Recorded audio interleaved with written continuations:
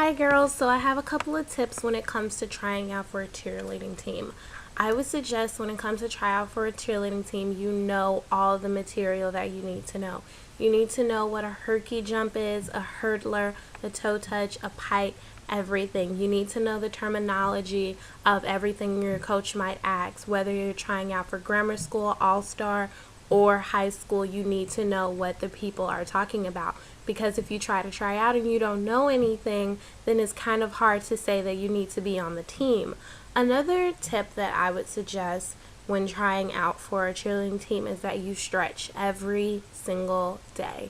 Me as a coach and being a fellow cheerleader, I know what it's like, and I know what it looks like when you don't stretch. If you are a flyer, it's very, very important for you to stretch in between practices every day when you're at home so you can get your flexibility better.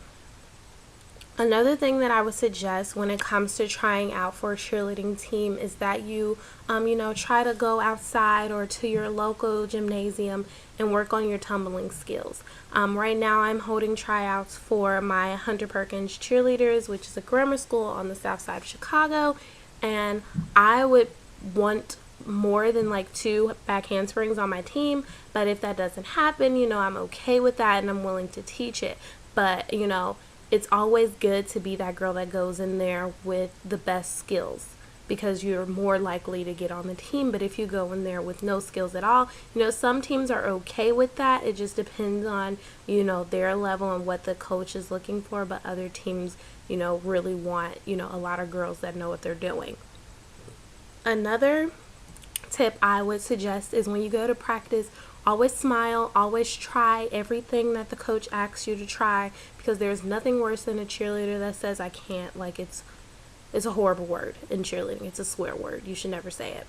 Never say I can't, like, ever, because you don't know what you can't do unless you try.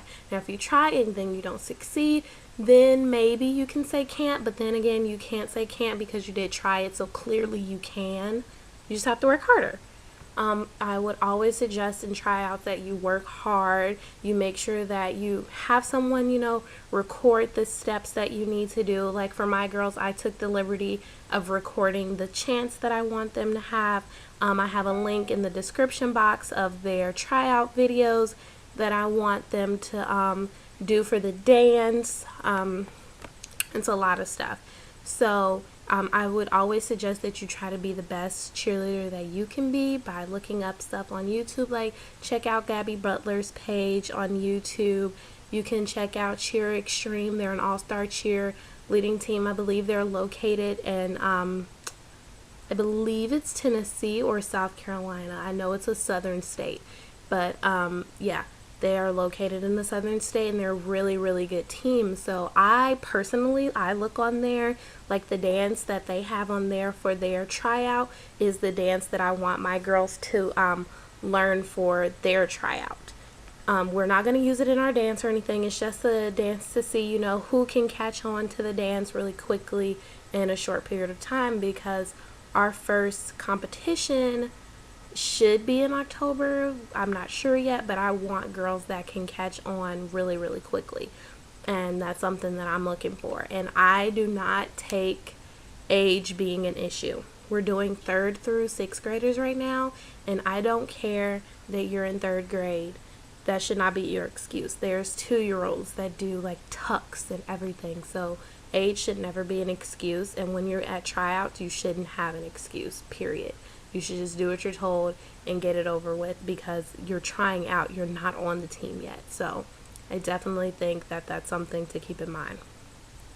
Another thing I would say you should keep in mind is your appearance. You definitely want to try to look the part when you're going into the cheer practice. You want to have your hair bow in. I'm missing mine, but in my last video I had my hair bow in that me and my coaches made together. We all made hair bows to wear to competitions. I think we might wear to tryouts, not really sure.